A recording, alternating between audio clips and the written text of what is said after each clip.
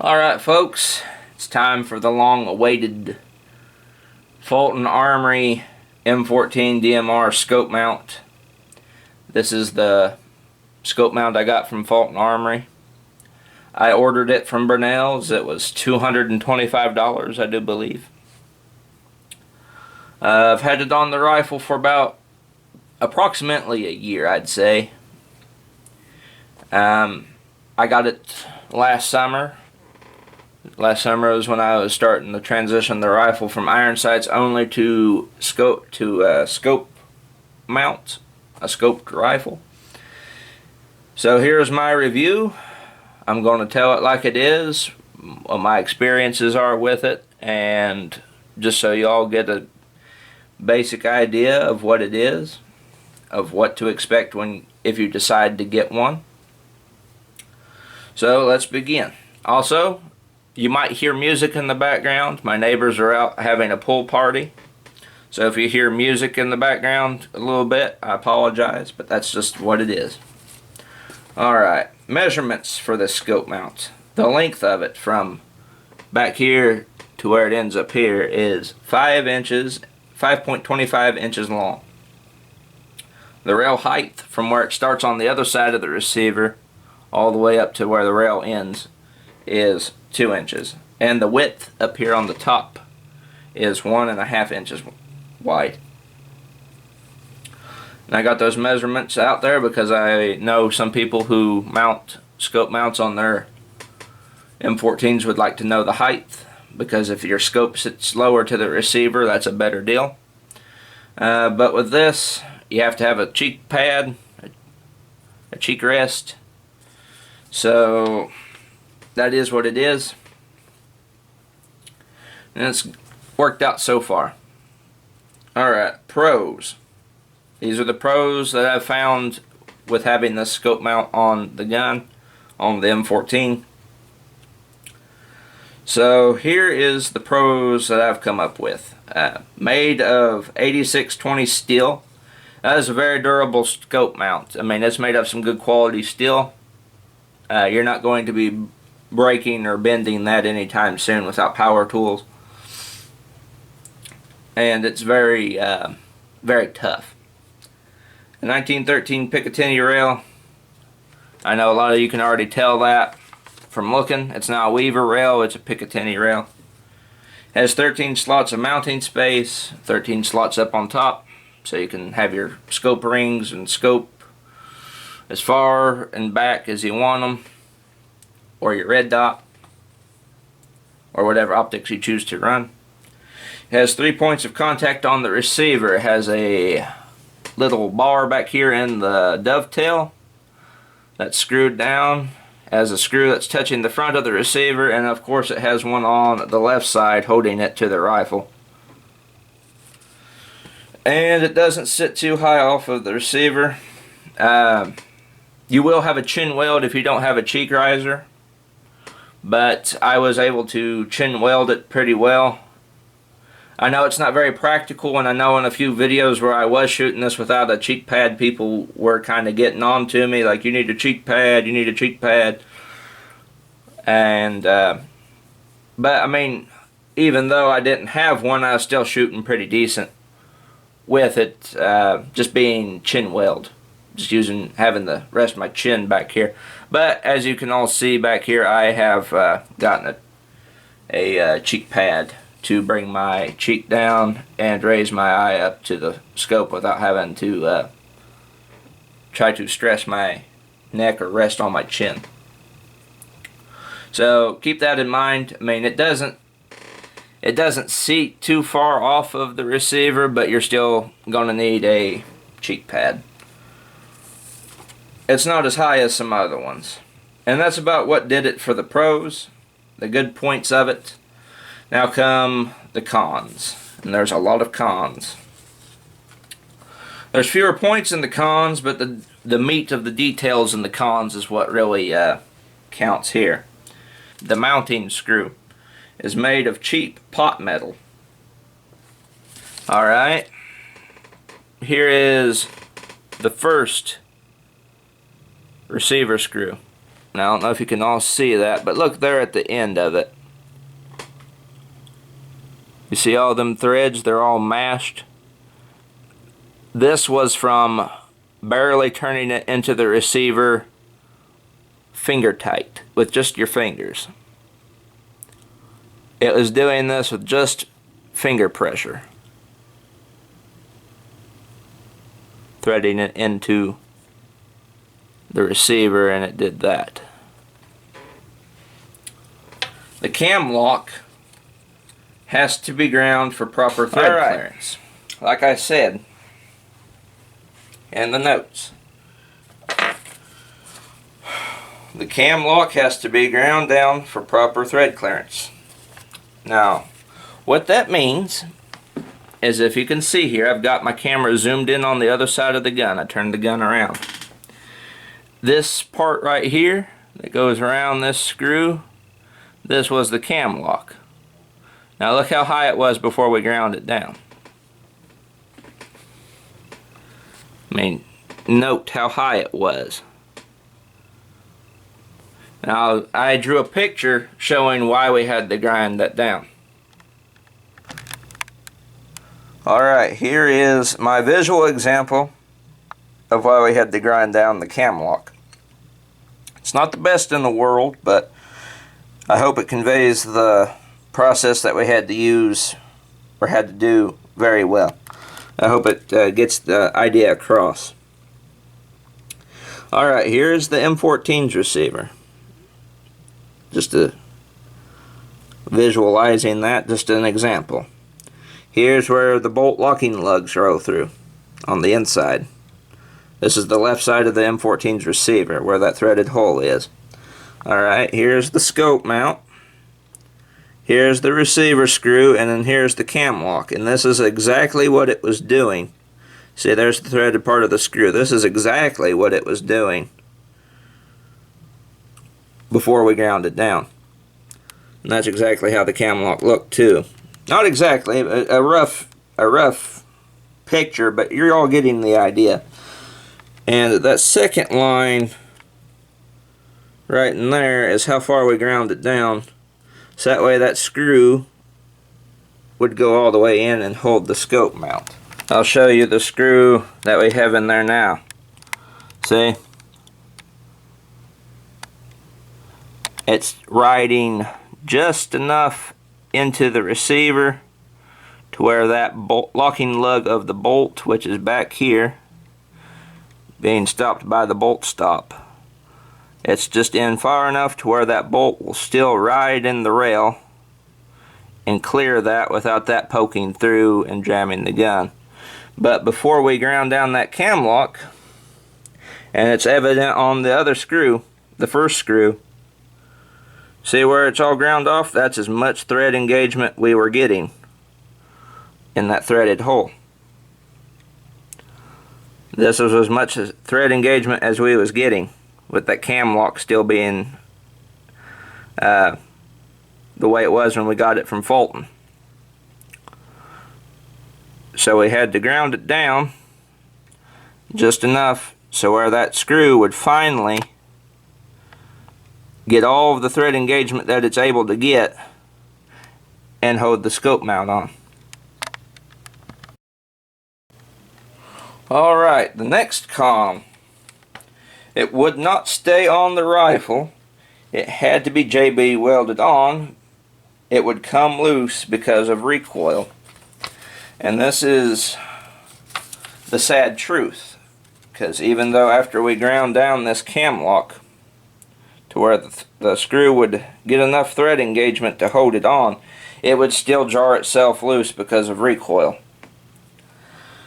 And so what we had to do, and even though anybody who is good with an M14 or has worked on them enough will tell you that you shouldn't do this, but we had to. They say do not JB weld a scope mount to your M14, M1A style rifles. And we had to is the thing. As you can see, there's JB weld underneath that screw and underneath the cam lock There's also JB Weld down here in the rail. There's also JB Weld back here in the dovetail. We had to do this in order for it to stay on. It was either do that, we had three options. It was either do this, have somebody weld it on with a welder, which would have been a total no-no and it may have royally screwed the gun up, or two, get rid of the scope mount, because we was at the end of our line with it. We had tried everything up to that point and it was still coming off. So JB welding is what we had to do. I mean, it was starting to get to a point where it was a money pit, because we'd had to buy another screw. We had to buy a tap here to freshen the threads inside the M1A's receiver from where that piece of shit pot metal screw was starting to chew them up. It was having the adverse effect of doing what it was doing on the end of this to the threads on the inside of the receiver hull.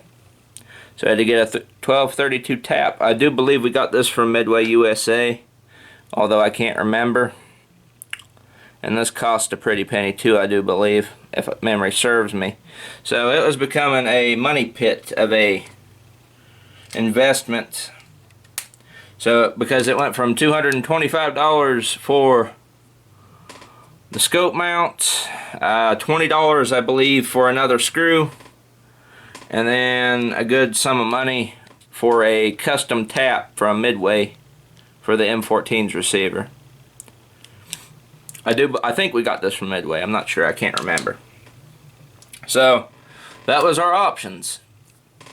JB welded on, have a guy take a torch to it and weld it on, or three, get rid of it. And at that point it was it would have been a big waste to have got rid of it. So we JB welded it on, and I thank God to this day. Of course I'm a religious guy, but I thank God every day that worked. And it's held up ever since. Alright. The third con of the M14 Fulton Armory DMR scope mount is it is not straight. The scope mount itself is not straight. It was not machined straight from the factory. It dips down and right because it was not machined correctly, is what I have in the notes, but it's what I already said. What that means is that the scope mount, you can't really tell it. Well, you can't tell it now anyway because we've corrected the problem, but when you first buy it you can't tell. But when you put the scope on your rifle, your scope will inherently look down and to the right. And it's by like little thousandths of an inch. Like little, it's such a small thing that you wouldn't think, you can't see it. You can't physically see it with your bare eyes, but when you get your rifle scoped it becomes very obvious because it's those little thousandths of an inch difference in the way it's machined that messes up your scope. So what we did to remedy this is we had to put a shim in the ring, in the front scope ring. We had to put a little shim in there to bring the scope up. And of course now we have those adjustable windage scope rings. That took care of it dipping to the right problem. It looking right, and the shim up in the front brought it back up center. So it's straight on there now, but beforehand it wasn't. I tried looking for the original scope rings, and I think they're back on my dad's 4570 because he's got a new scope on it, so I can't get those off of it to give you a visual example of the scope rings we had on it before. But yeah, this scope mount is not machined on straight. It dips down and right. And it's you can't tell it with the naked eye, but with when you get your scope on there, it becomes extremely obvious. So that's another con for the scope mount. Alright, the fourth con. See what I said, that the meat and the details of the cons is what's going to be what's going to make the pros kind of outweighed. The U-shaped channel inside the rail sits too high for the iron sights to be used.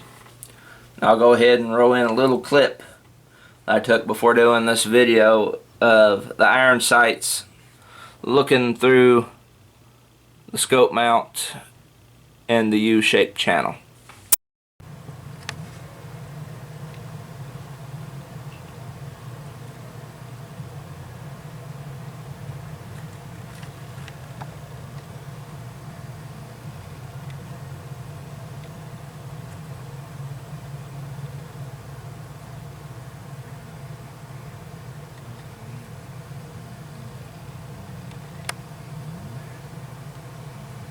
Pretty bogus, ain't it? The U-shaped channel inside the scope mount was cut too high, wasn't cut low enough, and you cannot line the rear sight up with the front sight, which is extremely bullshit. Now I know there's some of you that are saying, well, why don't you take the elevation knob over here on the left side of the receiver and bring that rear sight up to the front sight through the scope mount? Well, I've tried, and the M14's rear sight, when you elevate it up with the elevation knob, it curves out like this. It doesn't come straight up and down, it has a curve to it because it helps assist with elevation. And so it eventually just curves up to where it's still wanting to work because it's not seeing the front sight, it's just looking down into the scope mount. So it doesn't necessarily render iron sights useless because you can still look through the back of the scope mount and see the front sight, but how effective that would be, I don't know because I haven't attempted to try. Although my personal use for this rifle was for it to be scoped inherently from the get-go. I mean, I love the iron sights on it. The M14's iron sights are tremendous. They're great. Best iron sights on any rifle I've ever shot. And my sole intention from the moment buying it was for it to be a scoped rifle. I know for some people the ability to being able to want to use iron sights with your scope, I could see why to some people that would be a big turnoff, but for me it's not really that big a deal. But I will keep the iron sights on the rifle for the remaining future in case something were to happen and I would need to use them, because trust me, in a desperate situation I'd get around to getting to where I could use them pretty quick. Alright, the fifth and final con of the Fulton Armory M14 DMR scope mount is it does not come with instructions.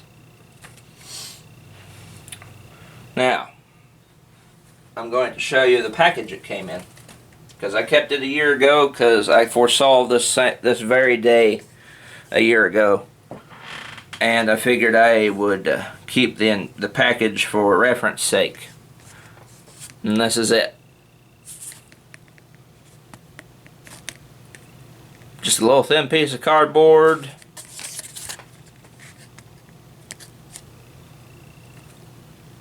With it plasticed on. And this was it. There's no instructions. No nothing. You can try and scour the internet for Fulton Armory. To go ahead and type it in. Fulton Armory M14 DMR scope mount. I've done it several times, and the only instructional things that come up is for the Fulton, or for the Sadlac scope mount. For the Sadlac scope mount. And the two, while similar, are very different in very obvious ways. because I do believe the Sadlac has 3 screws that go in the back, dovetail, and it's just a big ordeal. I've looked all over YouTube. I mean, typing in the specific words, Fulton Armory M14 DMR scope mount. Yet again, another Sadlac installation video. Seriously, if you're wanting to put this on, you're going to have to wing it. Come up with your own solution, because we tried to follow the Sadlac Industries instructions, way of interpreting and way of putting the scope mount on. We tried it the Sadlac way with the Fulton Armory scope mount, and it just didn't work, which is why we had to end up JB welding it. And we'd have probably ended up having to JB weld it on there anyway, because regardless of however many times we tried to tighten that screw on the left side of the receiver, it would start doing this, because it's a piece of shit pot metal, stripping itself. And this was just finger tight too, just getting it a quarter past finger tight.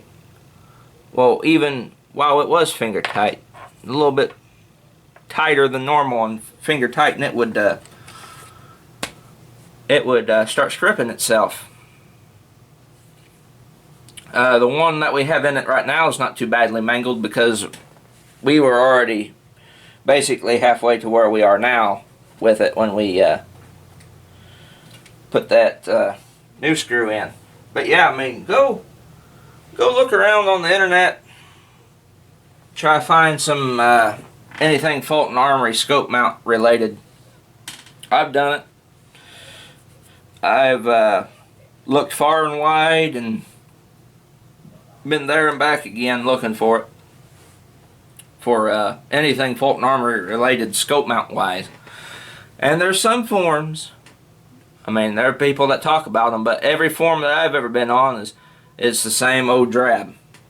Oh, I hear Fulton Armory's good. Well, you hear it's good. And I heard Elvis was good too, but he's not around to go watch any shows anymore. So I want to know how Elvis concert would go, because he's not around. Same thing with the Fulton Armory instructions. They're just not around. Alright, folks. Time to wrap up this review. It's getting hot up here. The AC has been broken for the past week. I've been trying to get that fixed, so it's 1,000 degrees up here. Anyway, regarding the Fulton Armory M14 DMR scope mount, I'd have to say, all in all, I would not recommend the Fulton Armory M14 scope mount unless in big bold print you are willing to put up with the problems like we did, otherwise save up for a Sadlac. And if I were able to go back and do it all over again from the word go, I would have saved up for the Sadlac, simply because this one caused so much heartache and headache getting it on.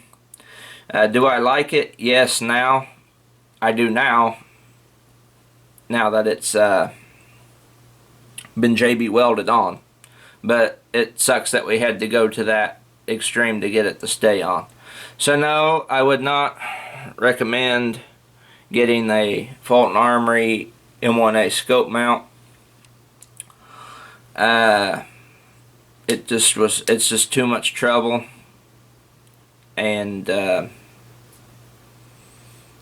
it wouldn't be worth the time and effort unless you're willing to put up with it. I'm in no way, shape, or form saying Fulton Armory is a bad company. This is just my first time experience with Fulton Armory. I've seen plenty of videos on their rifles. Their rifles seem to work very well, very fine. But I just didn't have no good luck with their scope mount. So I don't think I would recommend their scope mount for anybody, especially if you're just getting into the M1A, M14 and you're looking to scope it. Go with a Sadlac or something else. stay away from a Fulton, because it will turn you off from the system pretty quick if you're just getting into it and not really